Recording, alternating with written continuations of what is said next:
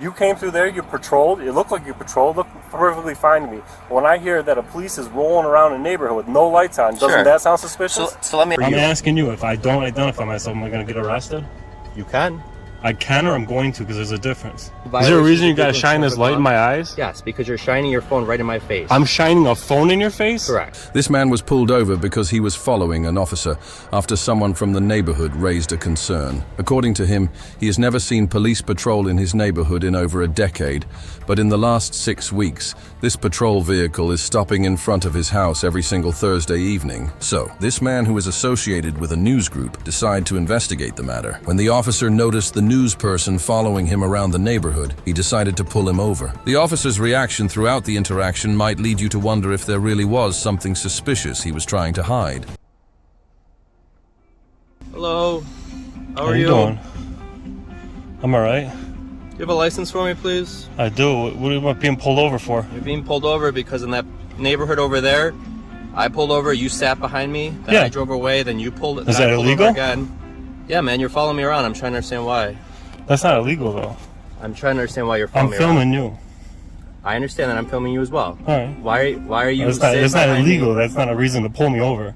Well, okay, then I'll go with your obstructed view right there, the stickers on your back window.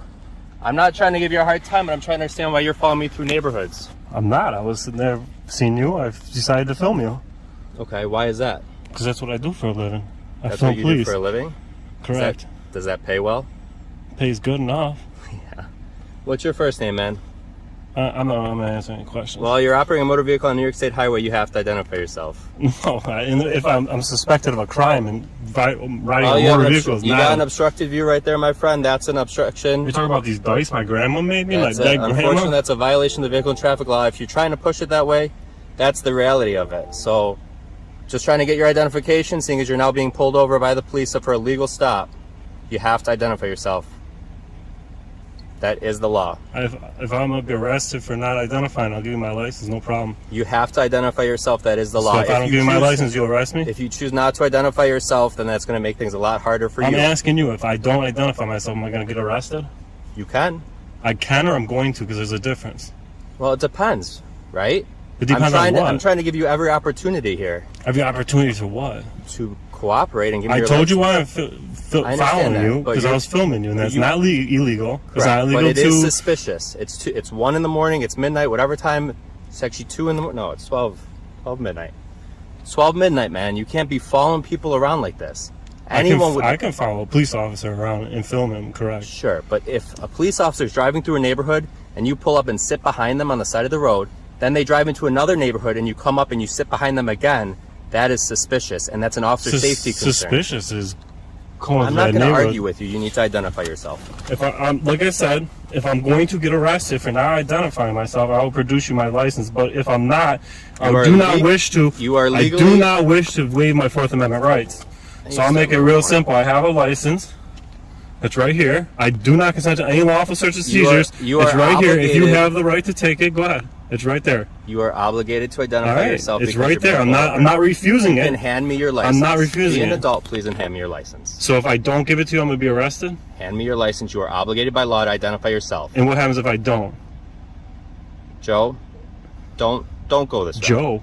Yes. Why are you calling me Joe? Because your name is Joe. Is it? Your Bluetooth connection says Joe. Your name is Joe. And I'm going to guess that's Joe calling me. Correct? That's Joe calling me. Hand me your license, please. It's right here. I'm not refusing to give it to you. Hand me your license, please. I do not wish to give my Fourth Amendment rights. I'm not going to touch your wallet. I'm asking you to hand me your license. You have to identify yourself. You're driving a motor vehicle. It's as simple as this. I don't wish to waive my Fourth Amendment rights, and I'm not giving you my license. Not but your Fourth Amendment rights. You're operating a vehicle in New York State. You're obligated to hand your license. If I am suspected of a traffic violation. You are. Obstructed view right there. Your stickers on the back. Those are all violations of vehicle and traffic law. Behind my seat. Those are all... I'm just telling you the facts, man. I'm not trying to argue with you. I'm just telling you the facts. Those are the facts. You're being pulled over. Here. It's right here. Take it if you can. But I'm not giving it up on my own. Is your license valid? Of course it is. Okay. This doesn't have to be as hard as you're making it. This is a very simple procedure here. You're being pulled over. There's a couple of violations. Is there a reason you got to shine this light in my eyes? Yes, because you're shining your phone right in my face. I'm shining a phone in your face? Correct. Is it bright? And I'm doing it for my officer safety so I can see inside. Officer safety to blind my camera? And argue with you. It's not worth my time. It's really not worth your time. Okay? But I am trying to understand why you're sitting behind police cars on the side of the road. It is an officer safety. Because I'm filming you. I told you. How would you feel if someone was doing that to you? If someone was sitting behind you on the side of the road looking at you? If I was a public servant, it's a constitutionally protected activity to do so. Okay. All right. Hang tight for a second, please.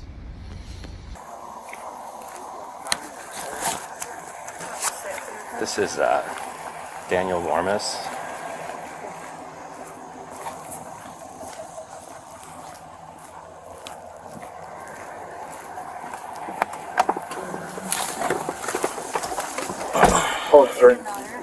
What's that? He's one of those auditors that they were warning us about. This guy's got a camera in my face auditing my whole stop. I went through Stone Ridge over there. That car was actually parked in a driveway. I'm swinging back out, and he comes up behind me, so I pull over for him to pass, and then he sits behind me. Just sits behind me as I'm sitting on the side of the road. I'm like, what is this dude doing? So then I drive out, make a right on Shawnee, and I go to pull over at the end of this street. He again pulls over and sits behind me. So then I flip around. You can see he's got an obstructed view and all that. And I'm like, well, so he pulls in here. So obviously that's why I stopped him. And he's trying to make it an issue. He's trying to goat me into an argument, saying he doesn't consent to a Fourth Amendment. I'm like, this is the vehicle and traffic law, man. These are your issues. But almost accept that.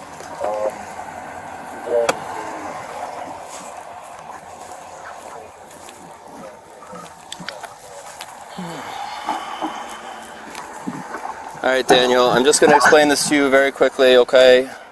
Over in Stone Ridge, obviously we're checking neighborhoods, trying to make sure everyone's safe, everyone's home is safe, nothing bad's going on.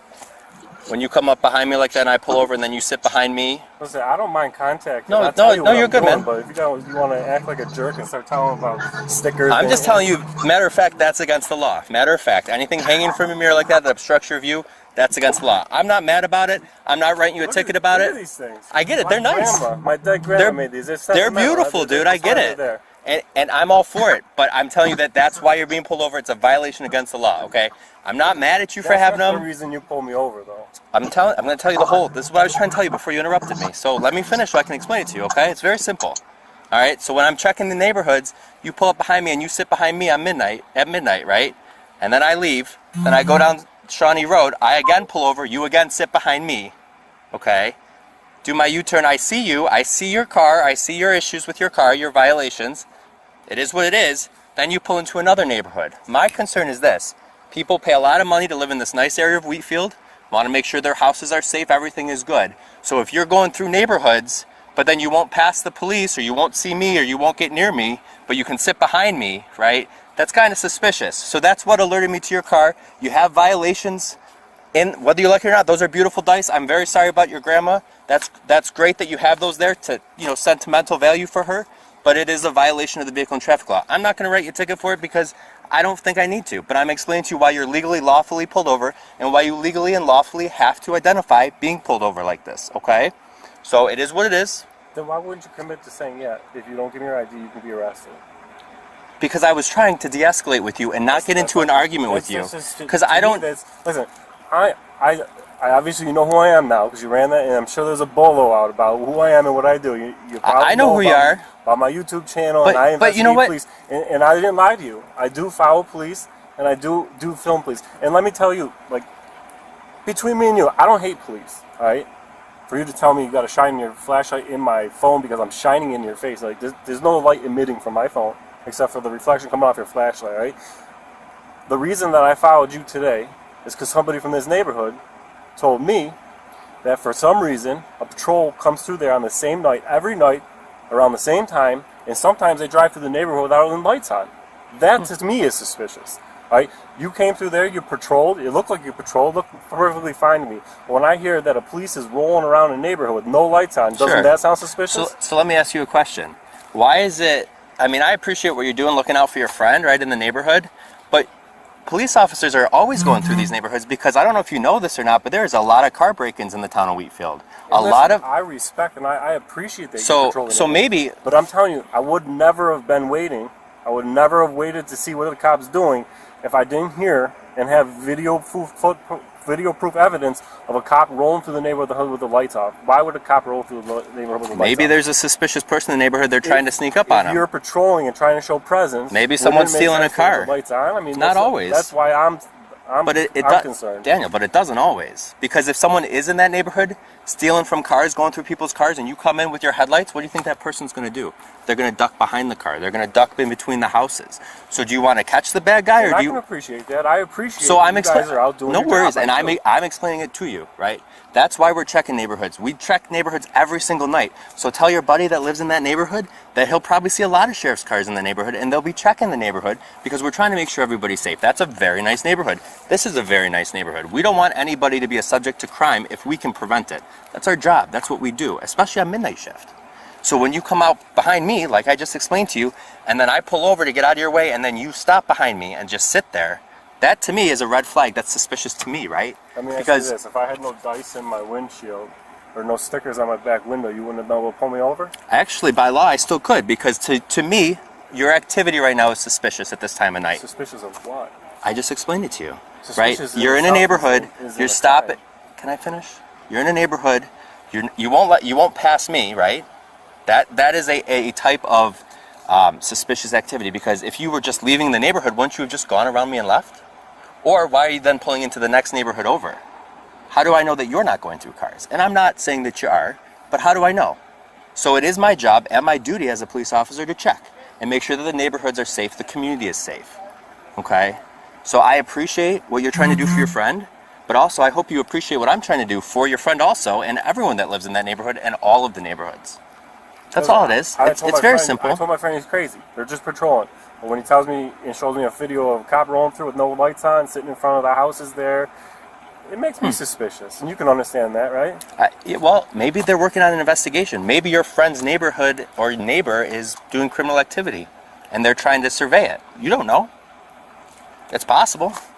But I can tell you what I'm doing is I'm checking the neighborhood, making sure that everyone in that neighborhood is not getting their cars broken into. Next, I'm going to go up to Trails End. I'm going to check that neighborhood because they get a lot of car larcenies up there too. So you don't have to follow me. Please feel free not to. But that's my plan for the night. And that's what we do when we aren't working on calls. Is it normal to be on the same night every week? This is like your patrol every Thursday? I work Monday through Friday, and I check that neighborhood almost every night. And I check this neighborhood, and I check the other ones. So you let your friend know that it's really not a big deal. Listen, I was just happy to be sitting there on that time because of the last month and a half. At that time, every day on Thursday, there's a patrol rolling through there, and sometimes with the lights off. Sounds suspicious. I don't know. Well, and you know what? And you know what's funny as much as I appreciate police, and I do, there's enough police out there that aren't the most upright police officers that, you know what? It's worth checking out sometimes. And you ought to appreciate what I do because, you know, sometimes say an officer on your line of duty does something dirty and you say something, you might end up on desk duty because you cross the blue line, and there's this blue line gang activity that happens, right? So if I investigate and I find no wrongdoing, it's all good. But if I find something that you can't report on but I can, because I can't be put on desk duty. I can't be, you know what I'm saying? And you laugh about it, but it's the facts. That's the facts in life. That not all police are upright and unjust. And you know what? The ones that aren't shouldn't have a job, right? Right. We all know that. But how can you just come across the line and blow them in? Is it that easy, or are you all of a sudden a target of them? You know what I mean? Like, I'm not. And I'm not going to ask you to say that because you're on camera. I'm just going to tell you. Look, I'm out here for that reason. I appreciate what you're trying to do, but I hope you can now see the situation here, because you know what? I noticed this truck actually when I went around that neighborhood, and I saw your friend's garage door was open. And I made a note of that because if some break-in happens, they left their garage door open, right? I could have actually gone up and knocked on his door and told him to close his garage. Maybe I'll do that next time, but maybe that'll freak him out even more. I don't know. But, you know, half the time we stop and we close people's garages for them to make sure that stuff doesn't get stolen. Is that bad behavior? Because we do that a lot too. So, I don't know. But here's your license, dude. You're all set. I'm not writing any tickets. You have a good night, okay? Can I get your name? Officer. Officer.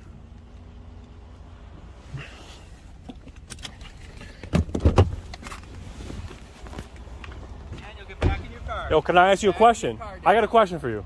Traffic stop's over. You have to get back in your car. Traffic stop's over. You have to get back in your car. Can you come back to my car? I got a question for you. Get back in your car, please. Can you please come back to my car? Get back in your car. I'm not going to tell you again. Why? The traffic stop's over. Daniel, please get back. Will you come back to the car and ask so I can ask you a question? Will you come back here so I can ask you a question? This is not a debate. Please get back in your car. Will you come to the car so I can ask you a question? Back in your car. Will you please come back to the car so I can ask you a question? Car, I'm getting back in the car. Will you please come talk to me? Initially, the officer pulled over the news person because he was following him. When the officer asked for his license, the man refused, stating that following a police officer is not illegal. Then, the officer shifted focus and made an excuse about obstruction of view, which was not valid at all. The officer just wanted to get the man's driving license. He even threatened to arrest the man for not identifying himself. Throughout the entire interaction, the officer kept shining a light into the man's camera, which violates his constitutional right to film. The officer also dodged the real issue by saying that if police patrol is present in the neighborhood, it's for the neighborhood's safety. If it's truly for safety, the question still remains why the officer would only stop in front of one specific house.